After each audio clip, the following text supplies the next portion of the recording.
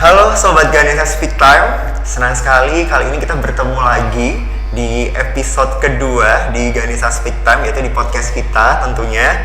Nah, pada kesempatan kali ini, perkenalkan dulu ya sebelumnya, saya Dimas.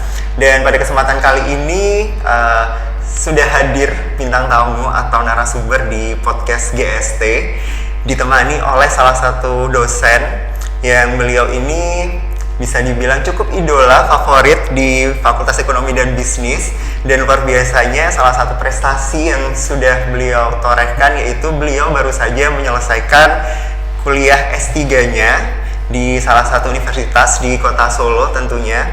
Dan mungkin langsung saja saya perkenalkan dan langsung kita sapa saja ya Sobat GST. Ada Ibu Dr. Susila Ningtyas Budiana Kurniawati, Sarjana Ekonomi, Magister Sains. Halo Bu Tias. Halo Mas Dimas. Bagaimana kabarnya Ibu? Baik, Sehat ya? Oke, sebelumnya saya mengucapkan selamat kepada Bu Tias. Terima kasih. Akhirnya gitu kan, karena mungkin di UTP Ya. kemarin juga kita memilih Bu Tias sebagai narasumber karena juga salah satunya baru saja bisa dibilang dikukuhkan ya Bu untuk ini kedoktoran ya, atau baru selesai sidang ujian terbukanya ya lebih tepatnya sudah, ya. Iya sudah selesai Sudah. untuk program doktoralnya. Oke, yang jelas karena mungkin biasanya kalau dari dosen yang baru saja menyelesaikan dokter, pasti setelah ini bakal banyak pekerjaan-pekerjaan menanti. Betul. Dibutuhkan oleh UTP juga tentunya. Jujur, kita juga cukup senang dengan kabar ini gitu kan. Semoga nantinya banyak dosen-dosen lain kita juga yang bisa menyusul Bu Tias ya tentunya. Betul. Semoga menginspirasi yang lain. Iya, amin. Nah, seperti yang kita kan kemarin sudah chit-chat lewat WhatsApp, terus tadi sebelumnya kita briefing juga ya Bu Tias. Nah, mungkin saya ingin mengawali dengan pertanyaan, gimana sih waktu itu kok tiba-tiba Bu Tias langsung oke deh saya ambil S3 untuk saat ini gitu. Awal mulanya bagaimana? Dan mungkin pastikan kuliah S3 bisa dibilang tidak mudah. Betul. Apalagi Bu Tias mungkin as a mother, wife, Yes. terus juga masih mengurus yang lain juga. Betul. Itu bagaimana respon keluarganya? Iya. Jadi kalau pertama-tama memutuskan untuk S3 itu dilandasi dari kita kan sebagai dosen ya. Dosen, kebetulan saya waktu itu sedang dalam proses sebagai kaprodi, Kaprodi untuk akreditasi. Nah, untuk akreditasi itu banyak hal yang memang sangat sibuk sekali sehingga menyita banyak waktu dan stressingnya memang agak tinggi ya kalau menyiapkan akreditasi suatu prodi itu. Kemudian saya berpikir kalau saya terlalu over di suatu hal, nanti saya akan, kalau wanita itu cenderungnya ada mood swingnya, ada banyak konflik di situ dengan teman kerja, dengan pending, dengan hal-hal lain yang mungkin saya sebenarnya nggak perlu setinggi itu, misalnya secara intensitas ataupun secara emosionalnya. Nah, gimana caranya saya mencari kesibukan lain yang lebih pusing lagi supaya ini lebih mudah gitu. Malah mencari lebih pusing lagi. Betul. Jadi saya itu orang yang seperti itu, mencari hal di mana saya supaya tidak terbebani. Jadi saya itu kalau bekerja harus senang gitu loh prinsipnya. Nah, kemudian saya berpikir daripada saya over pusingnya untuk menyiapkan ini itu, aku ambil S3 aja. Saya gitu. Saya kebetulan waktu itu ada penawaran beasiswa, tapi yang sebelumnya ada beasiswa dari kementerian. Itu memang biasanya untuk dosen-dosen ya khusus gitu. Kemudian saya mengajukan untuk ikut seleksi tersebut. Akan tetapi karena proses seleksi tersebut itu harus ada LOA untuk diterima. Kebetulan di UNS waktu itu saya mengambil S3-nya di PDIE, di UNS itu belum ada LOA-nya, jadi sudah diterima tapi LOA belum muncul seperti, sehingga saya tidak bisa untuk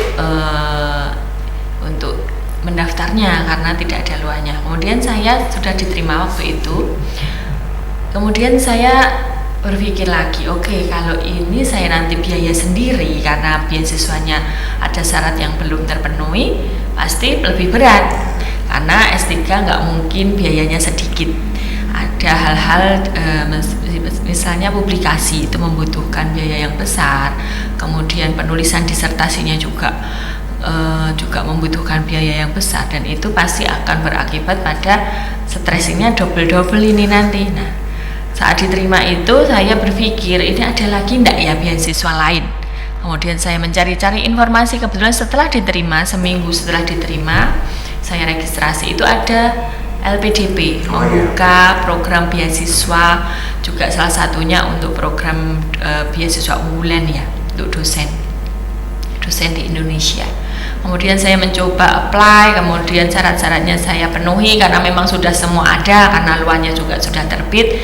Kemudian TOEFL juga sudah ada, kemudian tahap demi tahap dilalui sampai akhirnya bisa diterima LPDP-nya, sehingga saya sudah bisa untuk pembiayaannya pembiayaan keterima ini. Kemudian proses akreditasi juga lancar karena fokus kita kan nggak terbebani di satu hal, jadi kita memecah-mecah hal-hal tertentu supaya kita tidak terjadi beban dalam suatu pekerjaan. Jadi kita harus banyak diversifikasi ya, kalau bahasanya diversifikasi, supaya kita tidak merasa kok ini berat sekali, sehingga malah melancarkan semua hal. Dengan saya sekolah S3, kemudian tetap SEK Prodi waktu itu sampai akreditasi selesai dan mendapat baik ya akreditasi B waktu itu, dan ya sudah. Kemudian karena beasiswa sudah jalan juga dan saya harus mundur sebagai kaprodi. Jadi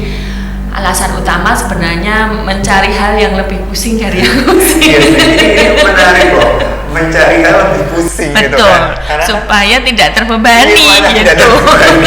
Jadi lebih memilih pusing daripada terbebani. Betul. Jadi kalau pusingnya dua, yang ini ringan nih. Ini ada apa-apanya, nggak apa-apa, itu jadi sukacita gitu loh, mengerjakannya jadi seneng, hubungan dengan teman jadi baik, dengan teknik oke. Karena apa? Mikir yang ini juga gitu. Tapi kalau kita hanya satu, fokus ini terlalu untuk hal-hal yang memang sebenarnya membuat kita kok ini kayaknya berat ya gitu, itu harus kita cari kesibukan lain yang mungkin bisa memperingan. Nah, malah nanti bisa dua-duanya jalan dengan baik seperti itu. Jadi awal mulanya itu pertama memang as a dosen kita harus upgrade terus ya. Kita memang secara akademisi memang diwajibkan juga sebenarnya untuk mengambil doktoral seorang dosen itu. Kemudian juga karena tadi ada hal yang sekiranya kok membuat beban, kemudian saya cari beban yang lain yang mungkin bisa meringankan. Jadi mau mecah-mecah, diversifikasi fokus kita untuk hal supaya dua-duanya bisa jalan, dan puji Tuhan bisa sampai hari ini bisa selesai tepat waktu seperti itu. Iya, tadi juga mungkin saya agak kaget ya, Bu Tias kan maksudnya banyak pekerjaan sebagai dosen juga di rumah juga. Terus sebagai kita tadi ngobrol sebelum ini kan ternyata selesai 3 tahun 8 bulan gitu untuk S3. Saya rasa wah keren sekali ini gitu. Itu gimana sih Bu sebenarnya? Mesti kan ada banyak tantangan juga yang dihadapi. Atau mungkin kalau menurut saya Bu Tias cukup merelakan jabatan kaprodi tadi sebenarnya, tapi malah memilih yang lebih pusing gitu. Nah itu apa yang tantangan dihadapi sampai akhirnya bisa menyelesaikan studi tepat waktu? Malah nggak tepat waktu ya, malah sebelum tepat waktu udah selesai gitu. Iya, jadi tantangannya sebenarnya kalau S3 ini yang terberat adalah dari sisi mental ya. Kita itu dididik untuk bisa menghandle segala hal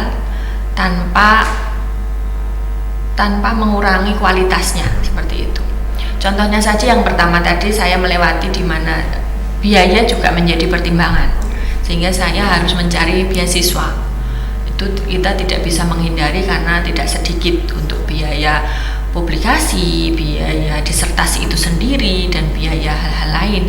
Nah itu saya mensiasati dengan saya harus ikut beasiswa seperti itu. Yang kedua yang dipersiapkan adalah tantangannya adalah mental itu sendiri. Jadi gini, kalau berbicara tentang kesiapan, kemudian berbicara tentang pintar enggaknya, sebenarnya kalau sudah S3 itu enggak itu sebenarnya, bukan karena kalau kamu pintar ya lulusnya cepat, enggak, bukan berarti yang lulusnya lama enggak pintar juga, enggak, karena kita semua sudah memasuki fase di mana S3 ini semua pasti sudah berpengalaman, pasti usianya juga sudah 25 ke atas, 30 ke atas, di mana itu sudah punya background pekerjaan yang sebelumnya, biasanya juga rata-rata dosen, misalnya pun ada karyawan swasta ataupun hal lainnya pasti juga sudah senior seperti itu. Nah, sehingga di lain sisi kita punya kesibukan juga sebagai seorang ibu, sebagai seorang dosen juga. Nah, itu gimana caranya kita bisa sekolah dengan fokus. Nah, mental ini harus kita siapkan. Yang pertama, kita harus punya mental mau belajar terus. Kita harus mau belajar terus, kemudian kita nggak merasanya itu harus disadarkan ke diri bahwa aku ini mahasiswa, as a student gitu ya, as a student. Jadi beda kalau kita menerapkan diri kita, aku dosen kok diginiin, enggak, nanti kita akan terbelenggu dalam pola-pola di mana kita nggak bisa nih, kayak gelas, kalau kita terlalu penuh nggak bisa diisi lagi. Jadi kita harus minimal ada setengah atau seperempat, kita kosongkan 3/4 atau kita kosongkan setengah, supaya apa? Supaya dapat insight, kemudian dapat masukan itu kita ya enak-enak aja karena kita memang dalam proses belajar. Nah, mental seperti itu juga terus diingatkan ke diri sendiri. Jadi dalam proses S3 itu is a journey ya. Itu adalah, kalau lari itu maraton, bukan lari yang sprint 100 meter ya. Itu selesai kita tenaganya kita habiskan langsung finish gitu kan, enggak. Jadi kita harus mengelola semua tenaga kita untuk sampai ke finish yang jauh, yang kita nggak tahu nanti di tengah kita kelelahan, di tengah kita bisa terpleset, di tengah kita bisa ada hal-hal misal di perjalanan ketemu ini itu, sehingga karena kita tahu ini long journey, karena ini maraton, kita harus persiapkannya pelan-pelan. Kita harus, tenaga itu jangan dihabiskan di awal gitu loh, kita semangatnya gila-gilaan, nanti sampai tengah loyo, sampai tengah nggak sampai finish, jangan sampai. Jadi kita maintain semua emosional kita, semua harapan-harapan untuk target-target. Jadi gini, kalau S3 itu yang diperlukan juga komit terhadap time schedule ya. Jadi kalau kami biasa membuat, mungkin tidak tahu mungkin teman-teman yang lain, tapi kalau saya biasa membuat time schedule atas apa yang harus saya lakukan dalam program doktoral. Kan kita dapat 6 semester sebenarnya, 3 tahun untuk proses standarnya, tetapi bagaimana kita bisa selesai dengan 3 tahun itu. Nah, itu biasanya kalau kami menggunakan time schedule. Jadi semester 1 KRS-nya kita apa, kemudian mencapai apa, semester 2, semester 3 sampai kita semester 6 itu. Akan tetapi tidak semua hal itu ternyata di dalam kendali kita. Contoh, waktu di semester 2 saya terkena COVID itu, sehingga itu bisa full 1 semester saya nggak produktif. Jadi itu kebetulan kalau semesteran kan kita Januari Februari ya. Januari Februari semesteran, saya Maret kena COVID-nya, sehingga dalam tempo 3-4 bulan saya harus menjalani proses yang dulu di awal-awal tahun 2020 itu masih heboh-hebohnya itu COVID, sehingga saya karena ada protokol kesehatan tertentu harus ke rumah sakit, harus diisolasi, harus ini itu, sehingga saya memang mengikhlaskan 1 semester. Saya harus rela karena ya nggak bisa untuk bertemu, nggak bisa untuk terbatas karena juga di rumah sakit seperti itu. Nah, itu membuat kita berubah schedule-nya. Oke, berarti ini saya terlambat di ini, tetapi saya harus kejar di semester berikutnya untuk ini dan ini. Jadi di UNS itu sendiri itu ada 7 tahapan ujian. 7 ya. Yang pertama ada RP, Research Project. Kemudian kalau selesai nanti diuji, itu ada menghasilkan 1 artikel juga dan 1 tahapan dari bab 1 sampai 5. Itu kemudian kalau sudah lolos itu baru bisa membuat proposal penelitian disertasi dari kita. Nah, itu proposal itu nanti diseminarkan dulu, kemudian habis itu diujikan. Jadi ujian proposal itu masuk ke tahap 3. Tadi ada ujian RP, kemudian ada yang seminar proposal, kemudian ujian proposal. Setelah ujian proposal kita lanjut nanti proses ke bab 4-nya, jadi kita olah, kita cari data, misalnya saya harus data sekunder atau primer, saya harus menyesuaikan. Nah itu membutuhkan waktu yang banyak di situ. Nah itu kalau sudah selesai nanti kita ada seminar hasil. Oh, seminar hasil. Ya. Oh, biasanya kita bilangnya seminar hasil. Iya, seminar itu, kemudian itu berarti kan tahap 4. Setelah seminar hasil kita ujian kelayakan, apakah kita memang benar-benar sudah siap, sudah layak, baik secara manuskrip maupun secara argumentasinya seperti apa, pertanggungjawaban terhadap tulisan kita otomatis ya. Kemudian masuk ke, kalau sudah lulus sukses, masuk ke ujian tertutup baru terbuka. Nah memang fasenya itu panjang sehingga kita membutuhkan pengelolaan energi, pengelolaan emosi, pengelolaan keuangan. Betul. Jadi intinya bagaimana kita menghandle semuanya supaya sampai ke tujuan. Jadi kita tujuannya kita agak lama atau agak meleset nih sedikit dari 3 tahun kita jadi 3,5 atau berapa. Nah tetapi goalnya ada nih, goalnya kita harus lulus. Kebetulan kalau LPDP ini kita dapat pembiayaan sampai 4 tahun karena jarang ya yang 3 tahun tepat itu S3 jarang sekali. Nah itu sehingga memang pengelolaan itu diperlukan, persiapan secara mental, secara fisik, secara keuangan, memang finansial nggak bisa lepas dari sekolah doktoral itu seperti itu. Oke. Nah yang menarik tadi adalah kan masalah pengelolaan, terus pasti kan kayak diuji secara mental juga. Betul, gitu ya. Betul. Nah itu kalau pas Butias mungkin di lingkungan keluarga, anak-anak bagaimana? Apakah sering terjadi mungkin konflik dengan anak, suami, apa gimana? Apa jadinya kayak ini mama gimana sih kayak gitu-gitu, ada nggak sih Bu? Ada banyak itu. Jadi waktu saya memutuskan S3 itu anak saya yang nomor 1 baru SD kelas 3 mungkin kelas 3, yang kecil baru kelas 1 SD.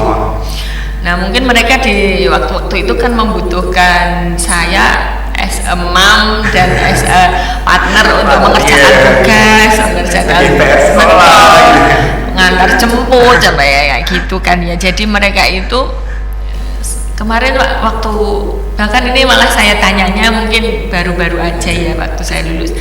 Kemarin kalau mama sekolah itu gimana sih mama itu nggak pernah jawab kalau ditanya. Jadi banyak nggak jawabnya karena pikirannya kan banyak ya. Kalau udah ditanya itu banyak nggak jawabnya, mama sibuk kesini kesana, nanti mama ini. Nah, memang saat proses itu memang rasanya cepet banget loh sebenarnya. Sekarang anak saya yang besar udah kelas 6 SD mau lulus, iya. Yang kecil udah kelas 4 sehingga waktu proses itu pasti banyak yang dikorbankan ya, terutama waktu, terutama hal-hal yang harusnya mereka mendapat lebih banyak perhatian, tapi saya perhatiannya banyak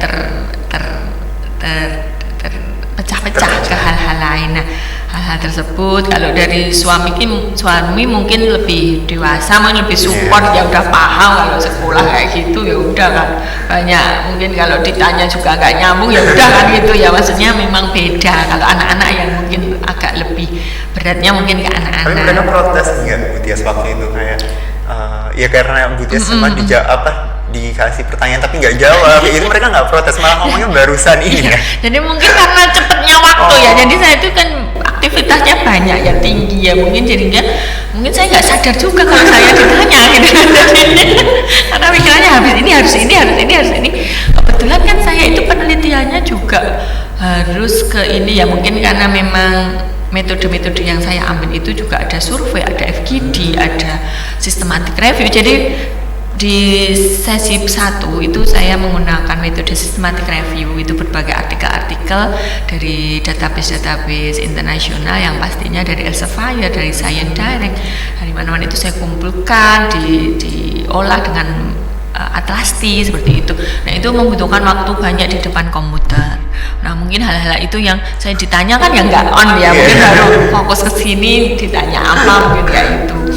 Kemudian yang langkah selanjutnya kan saya banyak keluar kota untuk FGD dengan pihak Provinsi Jawa Tengah di Disperasi. Kebetulan saya ngambilnya disertasinya kan model training coaching pengelolaan dana desa ya untuk peningkatan good governance, sehingga saya membutuhkan cross check dengan para pemberi training itu. Kalau di pemerintahan kan di Dispermasdes provinsi, sehingga saya harus mengadakan FGD ke sana, kan pasti membutuhkan pendekatan yang sering bolak-balik ke sana juga. Kemudian setelah selesai juga survei ke seluruh desa di Provinsi Jawa Tengah, tetapi kan kita sampling ya, banyak ke desa-desa tertinggal. Nah, itu hal itu yang mungkin saya juga sering meninggalkan mereka, sehingga karena waktunya cepat sekali gitu, sehingga pas flashback itu baru tanya, kemarin gimana sih, mama itu gak pernah jawab. Banyak pertanyaan yang ada, kalau tanya itu mama itu cuma diem, lu kok apa nggak dengar. Berarti emang nggak sadar kalau ditanya. Tapi kemarin kan saya sempat juga lihat-lihat di IG-nya Butias gitu kan, keluarga pasti datang semua, anak pasti juga tahu ya setelah itu gitu kan, pastinya bangga juga dengan mamanya gitu. Amin, semoga ya. Pastinya. Baik, Butias tadi kan pernah lebih ke personal gitu, mungkin saya agak deep sedikit ya kali ini ya. Nah, apa sih yang membedakan Butias gitu dari sebelum dan juga sesudah selesai menyelesaikan program doktoralnya ini? Baik, jadi perbedaannya itu kita pada banyak hal. Jadi kalau kita lulus S1 gitu seneng-senengnya gitu ya, cari kerja ke sana kemari gitu, seneng pokoknya masa muda lah ya. S1, lulus S1, kemudian kita ambil S2, kemudian di situ masih oke lah, maksudnya masih jiwa mudanya ada gitu, masih wah gitu. Kemudian saat S3, nah itu titik balik di mana ternyata kita nggak tahu apa-apa loh gitu loh, maksudnya dimana banyak hal yang kita itu ternyata masih perlu banyak belajar. Nah itu tersadar itu waktu kita S3, karena benar-benar ditempa ya secara emosional, secara mental, secara keilmuan itu, bahwa ini itu lahan yang luas dimana kita menentukan topik penelitian aja kita harus menentukan saya arahnya kemana. Nah itu aja sudah membutuhkan waktu yang panjang. Kemudian bedanya itu kan penelitiannya kalau S2 itu mungkin nggak sedalam waktu S3. Jadi kalau S3 itu lebih mendalam lagi, kayak kalau ada palung laut itu ya yang dalam gitu. Jadi kita fokus simple tapi mendalam gitu. Mungkin kalau S1, S2, S1 mungkin perkenalan ya, kalau skripsi itu kita cuma melatih untuk kita bisa menulis, untuk lebih tertarik ke akademisi, menulis secara baik, secara benar, ditunjang dengan teori-teori, kemudian kontribusinya seperti apa, tujuan penelitian apa. Tetapi kalau S2 mungkin lebih agak lebih lagi, tapi nggak sedalam S3. Nah seperti itu. Itu membuat perbedaan di mana kita pola pikirnya akan berubah. Melihat sesuatu itu bisa dilihat dari berbagai sudut pandang. Kalau dulu sebelum S3 itu mungkin seolah-olah sudut pandang kita adalah yang benar. Nah mungkin melihat paling 2-3 sudut pandang. Nah tetapi kalau S3 ini kita bisa melihat dari helikopter view, kita bisa melihat dari semua pola pikir itu bisa kita terima. Kita lebih memahami pola pikir seseorang lain. Kita bisa melalui, oh mikirnya dari situ, oke, kok dari situ juga bisa, karena berarti landasanmu ini. Jadi lebih bisa menerima berbagai sudut pandang orang lain. Nah itu perbedaannya. Kalau secara sikap mungkin karena banyak ditempa hal-hal, dan secara ini ya, maksudnya kita kan nggak mungkin mudah untuk menghandle semua hal, apalagi dengan profesor-profesor yang pastinya kan ada 3 kebetulan. Nah itu pasti memiliki sendiri-sendiri, beliau-beliau pasti punya keilmuan yang masing-masing, pasti harus kita gali, tetapi juga kita harus gimana caranya mendapatkan informasi yang sesuai, kemudian yang memang harus kita aplikasikan dalam penelitian kita. Nah hal tersebut itu membuat kita lebih ini ya, karena journey-nya tidak hanya secara akademik tapi juga secara religiusitas tetap beda. Tetap kita akan lebih mendekatkan kepada Tuhan. Nggak ada yang mau nolong ya, yang nolong kita sendiri ya gitu kan. Maksudnya kita sekolah menyatakan sekolah, kita nyemplung kayak terjun sudah ke laut gitu, terus kita renang di tengah-tengah kita nggak bisa nih melanjutkan ke sana tapi nggak ada yang nolong. Nah kita kalau nggak minta bantuan Tuhan, minta bantuan siapa kan gitu ya, nggak bisa orang terus kita ya tolong aku, kan semuanya juga sekolah, teman-teman yang lain juga punya journey-nya sendiri, punya rute sendiri. Nah itu yang membuat kita berbeda dalam menyikapi kehidupan pastinya, karena kita lebih banyak mendekatkan diri ya, karena kalau sedang butuh-butuhnya siapa lagi yang akan membantu kita kalau enggak kita mendekatkan diri pada Tuhan. Hal-hal seperti itu yang membuat kita itu menjadi pribadi yang lebih mungkin lebih mawas diri, lebih rendah hati, lebih tahu positioning, jadinya lebih menghormati orang lain lah, jadi dengan pemikirannya masing-masing. Kalau dulu mungkin lebih ngejudge gitu ya, oh kamu berarti mikirnya gini, enggak. Kalau sekarang kalau gitu ya boleh gitu, berarti kamu sudut pandangnya yang ini, oh berarti yang ini sudut pandangnya yang sisi ini, oke berarti kita mau menuju kemana supaya sudut pandang ini semua terakomodasi tanpa merasa bahwa salah nih pendapatnya gitu kan. Kadang kita itu kalau dalam tim ya, kerja tim itu kadang kesalahan seorang pemimpin itu adalah ngejudge gitu loh, menyalahkan bahwa sudut pandang anak buah kita atau sudut pandang teman kita itu tidak tepat, padahal itu kita saja yang belum memahami pola pikirnya. Nah itu bedanya, kalau S3 itu lebih bisa memahami sudut pandang bahkan yang kontra dengan kita, itu lebih enak menerimanya gitu. Nah bedanya itu memang digodok benar-benar gitu. Jadi kalau bisa saya simpulkan sedikit, yaitu tentang pola pikir. Betul. Karena mental udah di tempat tadi ya Bu ya, spirit religiusnya meningkat. Lebih menghargai orang juga, lebih menghargai pendapat orang, seperti itu ya. Jadi ternyata tidak cuma masalah ilmu atau teori saja yang didapat, tapi juga di luar itu yang saya sebutkan tadi, mematangkan kita sebagai individu dan sebagai dosen mungkin ya, karena saya juga di instansi UTP ini juga pasti pengen memberi yang terbaik kan gitu. Nah itu bagus S3 ini untuk menempa kita, itu bagus banget. Dan ini untuk teman-teman mungkin atau dosen-dosen yang lain gitu. Ayo semangat ya S3 ya. Rasakan ya. Waduh, rasanya takutnya malah kok kayak gini. Rasakan lah gitu. Dirasain aja serunya ya. Senengnya gitu. Oke. Baik, mungkin ini pertanyaan juga karena kan tadi Bu Tes sempat bilang juga S3 ini tentunya untuk lembaga juga, untuk UTP gitu kan. Nah, harapan dari Bu Tia sendiri dengan sudah menyelesaikan program doktoral ini gitu kan, nantinya ada nggak sih Bu, atau mungkin project atau bisa dibilang ya, kalau saya mungkin project yang akan melibatkan mahasiswa kita di FEB khususnya di akuntansi, sudah ada pandangan atau gitu Bu Tia? Jadi gini ya, karena memang kebetulan kemarin juga waktu ujian terbuka itu ditanya juga hal semacam ini, kemudian saya juga secara pribadi juga berpikir untuk di akuntansi kebetulan memang baru saya ya yang doktoral, mungkin memang ini menjadi semangat saya, memang salah satu semangat untuk mengembangkan prodi, terutama prodi akuntansi, untuk lebih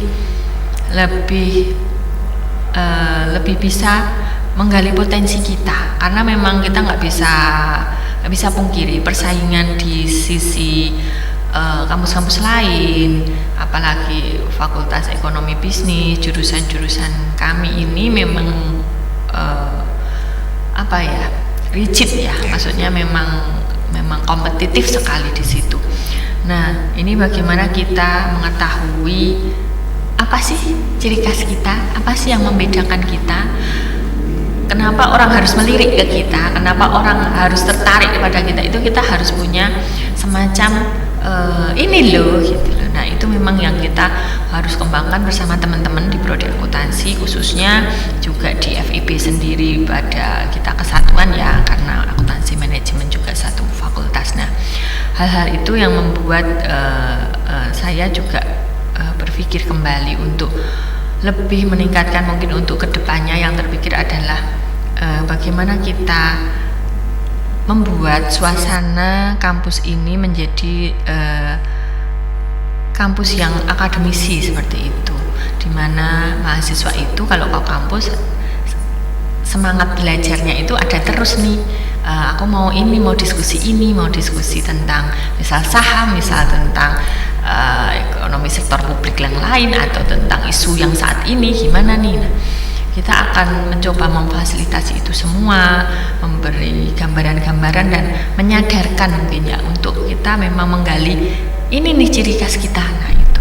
Kemudian untuk kerjasama dengan mahasiswa, dengan teman-teman dosen yang lain pasti ada ya. Kita sebenarnya sebagai dosen itu banyak sekali dibuka untuk berbagai link-link, seperti saat saya sekolah kemarin Pak Nadiem Makarim kan, Mas Menteri kita itu ada Kampus Merdeka ya. Nah, Kampus Merdeka kebetulan teman-teman juga pada ikut, ada yang sudah ke SD mungkin dengan berbagai ke perusahaan-perusahaan lain dengan kolaborasi seperti itu. Nah, itu memang kita harus besok semakin dikembangkan, semakin dipertajam. Kemudian banyak sekali juga mungkin hibah-hibah penelitian, hibah-hibah proyek-proyek pengabdian masyarakat. Nah, itu menjadi kesempatan kita untuk lebih kita berkolaborasi baik dengan internal kita sendiri, dengan fakultas lain di UTP maupun dengan nanti teman-teman yang dari kampus luar, karena memang kita harus banyak kolaborasi baik secara akademisi maupun perusahaan-perusahaan terkait tersebut. Jadi memang arahnya Kampus Merdeka ini kan lebih ke kolaborasi supaya mahasiswa ini tidak hanya mendapat sisi dari seorang akademisi dosen saja, tetapi dia juga mendapat ilmu feedback dari dunia yang sesungguhnya ya, dari para praktisi atau dari pembisnis yang memang mereka bisa belajar dari situ. Kan kita bisa mencetak, apakah kita mau mencetak mahasiswa kita sebagai wirausahawan, kita kasih nih jalan, oh ini loh kalau mau jadi wirausahawan kita kembangkan ke kemitraan kita, misal dari modal kita kerjasama dengan perbankan, memberi pelatihan cara, kan sekarang banyak kur itu ya, kredit seperti itu caranya. Kan kalau masih S1 lulus itu kan belum tahu gambaran. Nah itu kalau bisa nanti kita kampus ini banyak kerjasama ke arah situ. Kalau memang mahasiswa mau jadi wirausahawan, kita beri fasilitas ini, pelatihan kewirausahaan. Kemudian kalau mahasiswa ingin bekerja di sebuah konsultan atau di konsultan perpajakan atau audit, nah kita juga kerjasama. Sebenarnya sudah ada kerjasama. Kalau di prodi akuntansi itu sudah banyak kerjasama dengan konsultan, dengan kantor akuntan, kemudian dengan perusahaan-perusahaan sudah ada. Nah itu tinggal kita lebih tajamkan lagi, kolaborasi lagi dengan lebih banyak, melibatkan berbagai bidang, tidak hanya akuntansi saja, tidak hanya dengan manajemen, bisa dengan pertanian, dengan teknik, dengan mungkin FKIP sendiri, atau dengan kampus-kampus lain. Ya, kita harus banyak membuka itu, supaya kita dengan membuka diri kita juga mendapatkan lebih banyak insight, lebih banyak masukan, lebih banyak gambaran. Nah nanti juga semakin lama akan muncul nih, oh kalau di UTP prodi akuntansi ini nih, saya yang pengen kuliah di sana karena ini. Nah itu hal semacam itu yang perlu kita gali lebih dalam lagi bersama teman-teman. Tentunya ini kerja tim ya, kita nanti mungkin lebih fokus ke situ. Mungkin ini pertanyaan terakhir ya Bu Tias. Iya. Jadi kan tadi juga sudah disebutkan banyak sekali kerjasama dan sebagainya gitu. Nah untuk fokusnya sendiri untuk di akuntansi UTP gitu kan, apakah nanti mahasiswa ini tuh bisa nextnya selain menjadi wirausaha gitu, walaupun kan salah satu program dari rektor gitu kan juga bisa mendorong mahasiswa untuk entrepreneurship gitu. Nah tapi memungkinkan nggak sih teman-teman dari akuntansi atau FEB sendiri nantinya bisa berfokus sebagai auditor atau mungkin konsultan keuangan seperti itu? Ya, bisa sekali. Jadi kebetulan kemarin saya di WA di DM sama mahasiswa. Di DM, Bu, ini saya udah kerja di konsultan di daerah Solo Baru atau mana itu. Terima kasih ilmunya, kemarin Ibu ngajarin saya audit ini ternyata sangat berguna, ngajarin ini. Nah di situ saya menjadi pemicu semangat bahwa oke, berarti sebenarnya selama ini yang kita lakukan is on the right track ya, sudah on the track lah, sudah di jalan yang benar. Nah hal-hal semacam ini akan kita terus kembangkan dengan jadi kita memfasilitasi mahasiswa yang memang passionnya dia kemana. Jadi memang sudah masuk nih di prodi akuntansi, tetapi passion itu kan masing-masing ya. Ada yang passionnya jadi PNS, ada yang passionnya jadi pengen kerja di ini Bu, saya misalnya di perusahaan-perusahaan besar, misalnya di Sosro atau di Unilever atau di mana, atau passionnya menjadi saya pengen di kantor akuntan Bu, saya pengen jadi auditor, saya pengen jadi konsultan pajak, karena pajak terus kalau secara aturan memang terus tumbuh ya, maksudnya pajak itu berubah-ubah, memang terus growth gitu.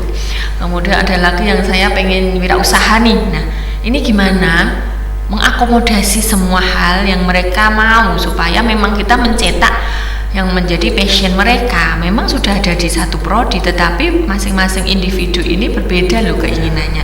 Nah itu bagaimana cara mengakomodir hal itu semua sehingga mau jadi apapun mereka, kita sudah memberikan langkah-langkah, memberikan rambu-rambu, memberikan jalan yang harus mereka tuju, dan sehingga mempersiapkan mereka untuk menjadi individu, misalnya jadi kerja di kantor akuntan atau di auditor, ya mereka memang benar-benar menguasai audit itu sendiri, mulai dari transaksionalnya seperti apa, dari neracanya harus ditelusur sampai ke bukti-buktinya seperti apa. Nah itu kita memang sebenarnya sudah memfasilitasi hal itu semua memang, tetapi perlu banyak hal yang perlu dipertajam, perlu banyak hal yang memang lebih banyak kolaborasi lagi supaya mahasiswa ini semakin banyak berbagai hal kegiatan ia kerjakan sehingga dia pada akhirnya menjadi paket komplit gitu loh. Dia nggak hanya pinter ngitung secara akunting juga, dia juga bisa berkomunikasi dengan baik, kemudian dia bisa menyuarakan ide-idenya dengan benar. Kan banyak hal yang sebenarnya pinter ini anak tapi nggak bisa ngomong. Nah hal-hal seperti itu juga kita harus gali, banyak diskusi-diskusi dengan mahasiswa sehingga dia bisa belajar dari kita bagaimana untuk berkomunikasi dengan baik, bagaimana untuk menyampaikan ide tanpa harus dengan hal-hal yang mungkin tidak pas ya. Mungkin kalau mahasiswa kan masih menggebu-gebu, nah itu gimana caranya biar lebih terstruktur gitu loh, pola kalimat, cara menyampaikan, kemudian ekspresi. Nah itu memang kita ingin mahasiswa prodi akuntansi nanti pada akhirnya menjadi pribadi sosok yang memang siap nih di dunia kerja, dibutuhkan. Bahkan kalau bisa kita yang ditelepon perusahaan untuk minta nih ke rekrut, nah gitu loh, cita-cita itu kan kayak gitu ya. Kita yang ditelepon perusahaan misalnya, Bu kami butuh anak akuntansi FEB UTP untuk masuk di kami 5 orang. Nah kayak gitu yang menjadi cita-cita sebenarnya hal-hal seperti itu, hal-hal yang sampai perusahaan itu yang butuh nih, yang karena apa sih bedanya, karena kita punya ciri khas nih. Nah ciri khasnya apa ya, misal anak akuntansi ini sopan-sopan loh, attitude-nya bagus semua, kerjanya nggak kalah nih, mau ngitung-ngitung secara akuntansi buat laporan oke, semua nggak kalah sama yang bibit dari kampus lain, misal seperti itu. Nah hal-hal yang menjadi ciri khas ini yang perlu memang kita kembangkan terus sampai suatu perusahaan, atau baik perusahaan ataupun misalnya wirausaha pun juga kami butuh yang dari ibu gitu, dari prodi akuntansi FEB, karena terbukti bagus semua ini gitu lah. Itu yang membuat kita dari DM itu, kemudian dari lihat dari lulusan-lulusan ternyata oke-oke juga loh gitu. Nah berarti kita harus terus pertajam lagi. Nah gitu. Berarti Pak ini sebenarnya mahasiswa kita juga mampu ya? Oh mampu banget. Banyak, ini ada yang juga sedang S2 juga di UNS, juga ikut konsultan. Kemudian banyak yang dikerja di mana? Di salah satu bank juga banyak, di BNI, ada BNI. Kemudian banyak lulusan-lulusan, ada yang di kepemerintahan juga, ada yang jadi sekretaris desa juga ada loh Mas. Ini luar biasa loh. Maksudnya kita itu komplit sebenarnya, cuma memang harus lebih difokuskan dan dipertajam lagi supaya ciri khas ini muncul gitu. Mungkin ini sudah ada tetapi belum mencuat gitu.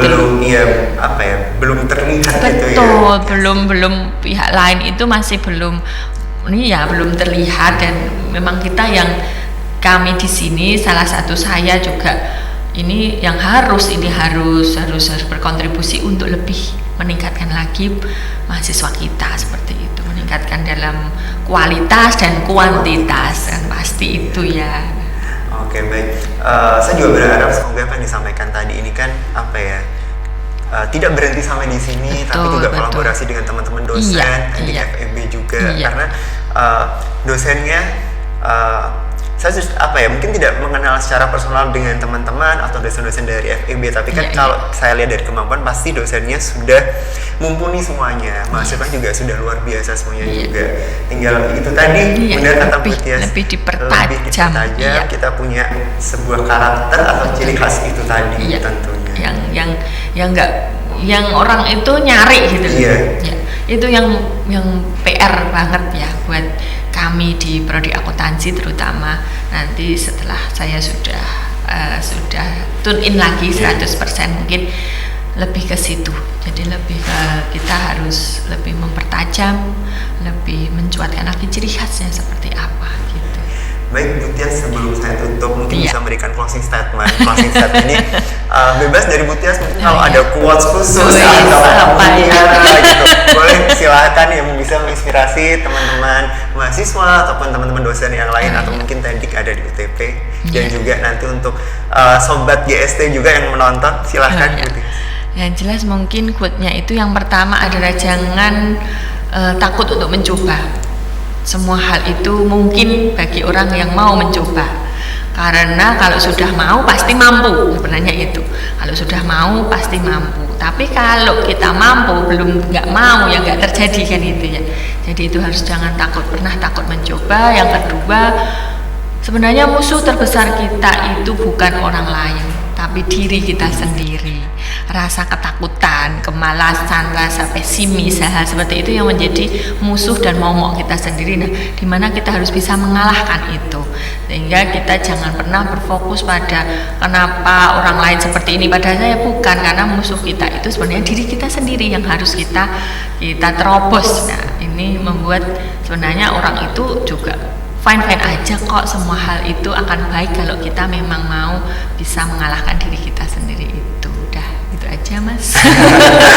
Terima kasih. Saya juga terima kasih banyak Bu Tias atas obrolan kita di podcast GST pada hari ini, tentunya luar biasa, semoga bisa menginspirasi. Ini tentunya untuk sobat GST, bisa teman-teman mahasiswa, Bu Tias saja bisa mampu loh ya dalam arti menyelesaikan kuliahnya sampai S3.